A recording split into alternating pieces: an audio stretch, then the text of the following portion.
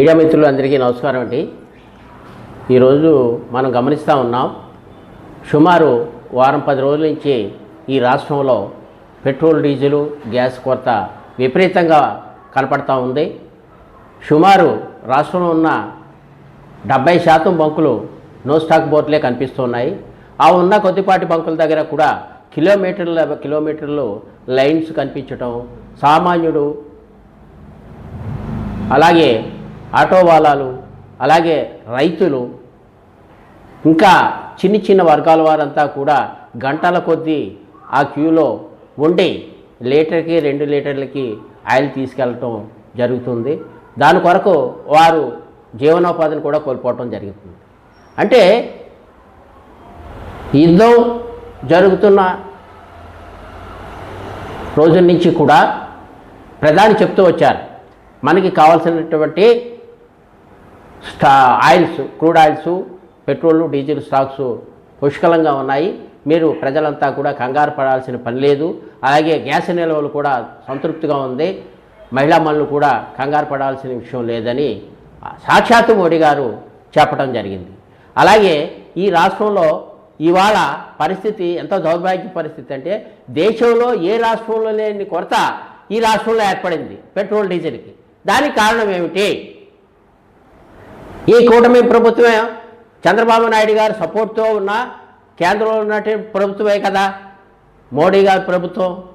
మరి ఈ రాష్ట్రంలో ఈ కొరత ఎందుకు వచ్చింది? మిగతా రాష్ట్రాల్లో ఎందుకు లేదు? ఆఖరికి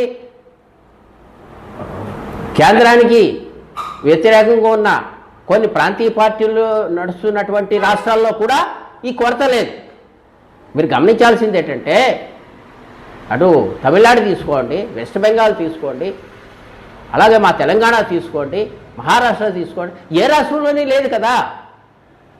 అంటే నేను చెప్పొచ్చేది ఏంటంటే, ఒకవేళ మోడీ గారి వల్ల ఇబ్బంది కలిగింది, లేదంటే కేంద్రం వల్ల ఇబ్బంది కలిగింది, స్టాక్స్ పంపించలేదు అని వారు చెప్పాలంటే, ఆయా రాష్ట్రాలు అంటే మా కాంగ్రెస్ పార్టీ పాలిత రాష్ట్రాల్లో కూడా ఈ ఇబ్బంది లేదు. ఎందుకొరకు? అక్కడ ఉన్నటువంటి సీఎంలు వారు ప్రజా అవసరాల మీద దృష్టి పెట్టి కావలసినటువంటి స్టాక్స్ ఉంచి దాని మీద పర్యవేక్షణ చేస్తున్నారు. మరి ఈ చంద్రబాబు నాయుడు గారు విజనరీ లీడర్ అని చెప్పుకునే ఈ చంద్రబాబు గారిని ఏమన్నాలో మీరే ఆలోచన చేయండి. ఈ రాష్ట్రంలో కనీసం డబ్బులు పెట్టి కొనుక్కోవడానికి పెట్రోలు, డీజిల్ దొరకట్లేదు అంటే ఇంతకంటే దౌర్భాగ్యం ఉందా? యుద్ధం జరుగుతుంది, సరే స్టాక్స్ రావట్లేదంటే దేశం అంతా ఉండాలి కదా కొరత. ఇక్కడే ఎందుకు వచ్చింది అంటే ఈ ప్రభుత్వం, ఈ కూటమి ప్రభుత్వం యొక్క వైఫల్యం అని 100% చెప్పచ్చు. అంతేకాకుండా ఇవాళ గత ఈ ఎలక్షన్స్ ముందు ఒక వార్త షికారు చేయటం జరిగింది. ఏంటంటే ఈ 5 స్టేట్స్ యొక్క 5 రాష్ట్రాల యొక్క ఎన్నికలు అయిన వెంటనే కేంద్ర ప్రభుత్వం పెట్రోల్, డీజిల్ రేట్లను పెంచుతుందనేది ఒక వార్త హల్చల్ చేయడం జరిగింది. నిజం ఏ రకంగా ఉన్నప్పటికీ కూడా ఇప్పుడు ఈ పరిస్థితిని చూస్తే ఇవాళ మనం ఆలోచించాల్సిందంటే, ఇది కావాలని బ్లాక్ మార్కెట్ చేసి కృత్రిమ కొరత ఏర్పాటు చేస్తుంది అనేది, అది ప్రభుత్వ కనసానంలోనే జరుగుతుందని కూడా మనం ఆలోచన చేయొచ్చు. ఎందువరకంటే ముఖ్యంగా ఆలోచన చేయండి, ఇవాళ మనం బంకుల చుట్టూ తిరుగుతూ ఉన్నాం, మనకి లభ్యత లేదు. ఇంకా ఒక 15 రోజులు 10 రోజులు ఈ రకంగా చేసిన తర్వాత బంకు తెరిచి మేము ఒక 20 రూపాయలు లీటరు రేటు పెరిగింది బాబు అని బంకు వారు మనకు చెప్తే మనం పెట్రోల్ కొంటామా, వెనక్కి వచ్చేస్తామా? తప్పనిసరిగా కొంటాం. ఎందుకంటే ఇప్పటి వరకు మనకు దొరకకుండా ఆ రోజు దొరుకుతుందంటే దొరకడమే మహాభాగ్యంగా భావించి పెరిగిన రేట్ల యొక్క మీద మన దృష్టి ఉండదు. ఇంకప్పుడు తప్పని పరిస్థితుల్లో మనం కొంటాం. అంటే ప్రజల యొక్క ఆలోచనలను ఈ రకంగా డైవర్ట్ చేస్తూ రేపు రేటు పెరిగినా కూడా ప్రజలు దీని మీద స్పందించకుండా వారి అవసరానికి ప్రభుత్వాల మీద ఆధారపడటం కోసం ఈ కృత్రిమ కొరతను ఏర్పాటు చేశారని ఈ సందర్భంగా మనకు అర్థమవుతుంది. లేకపోతే మీరు స్టాకిస్ట్కి 10 రోజులు అవుతుంది. మీ అధికారులు ఏం చేస్తున్నారు? మీరు ఏం చేస్తున్నారు? మీరు తీసుకున్న చర్యలు ఏమిటి? ఇవాళ రైతు అనేక బాధలు పడుతున్నాడు. పండిన పంటకి గిట్టుబాటు ధరలాగా బాధపడుతూ ఉంటే మళ్ళీ ఈ పుండు మీద కారం చల్లినట్టుగా ఈ పెట్రోల్ డీజిల్ లభ్యత లేకపోవటం, వాళ్ళ వాణిజ్య పంటలు వచ్చే మామిడికాయ, అట్లాగే మిరప, అలాగే వాణిజ్య పంటలు అనేక రకాలు ఉన్నాయి. అవన్నీ కూడా దిగుబడి వచ్చే రోజులేవి.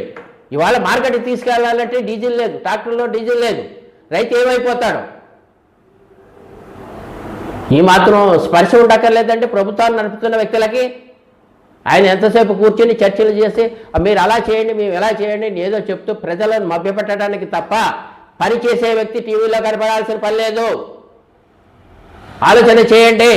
అధికారులకు ఆదేశం ఇచ్చి కఠినంగా వ్యవహరిస్తే ఈ కొరత ఉంటుందా అని నేను అడుగుతున్నాను.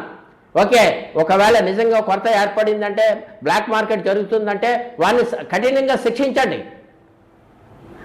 లేదు అధికారులు అలసత్వం ఉందంటే అధికారులను గట్టిగా మందలించి లభ్యత ఉండేటట్టు చూడండి. లేదనుకుంటే కేంద్రం స్టాక్ రిలీజ్ చేయట్లేదంటే మీ ప్రభుత్వమే కదా, మీరు సపోర్ట్ చేసిన ప్రభుత్వమే కదా కేంద్రం. ఇవాళ మోడీ గారితో మాట్లాడి ఏమండి మాకు అర్జెంటుగా స్టాక్స్ రిలీజ్ చేయండి అని చేయలేరండి. వారం 10 రోజులు అయిందండి, ఎంతసేపు అండి? ఇవాళ మనకి సెల్ ఫోన్ చేతిలో ఉంటే ఎక్కడికైనా అమెరికా 5 నిమిషాల్లో మాట్లాడుతున్నాం కదా. మీరు మోడీ గారితో మాట మాట్లాడలేరా? ఇన్ని రోజుల సమయం అవసరమా? ఇవాళ ప్రజలు సామాన్యుడు గ్యాస్ దొరక్క చిన్న చిన్న హోటల్స్ నడుపుకునేవారు, టీ బడ్లు నడుపుకునేవారు, వీళ్ళందరూ కూడా వాడు ఉపాధిని కోల్పోయి తిండి లేక రోడ్ల మీద తిరుగుతున్నారు. ఏమండి మాట్లాడితే ఈయన అన్నా క్యాంటీన్ పడతానంటాడు. మీరు ప్రజలకి సంపాదించుకోవడం నేర్పండి, దానికి మీరు సహకరించండి. అంతేకాని ఉచితంగా ఒకరిపైన ఆధారపడి బ్రతికే బానిసత్వాన్ని నేర్పకండి.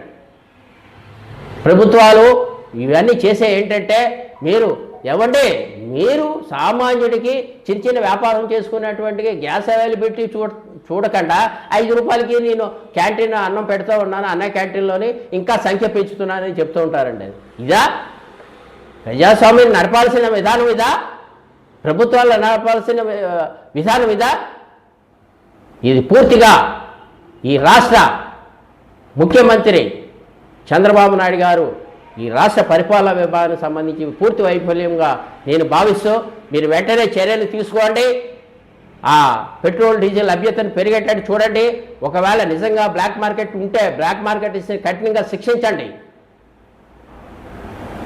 అలాగే అధికారులను గట్టిగా వారిని పనిచేసేటట్టు చూసుకుని వెంటనే చర్యలు తీసుకోవాల్సిన అవసరం ఎంతైనా ఉందని తెలియజేసుకుంటూ, వెంటనే ఈ విషయంలో మీరు చర్యలు తీసుకొని ఒకటి విషయం చెప్తున్నాం, మేము మా పార్టీ తరఫున కానీ ఇతరితర పార్టీలు కానీ ఉద్యమాలు వ్యవహారాలు చేయటం ఇవన్నీ మామూలుగా నడుస్తున్నప్పటికీ కూడా ప్రభుత్వంలో ఉన్నవి మీది బాధ్యత. ప్రజలు మీకు ఒక బాధ్యతను అప్పగించారు, మిమ్మల్ని గెలిపించారు.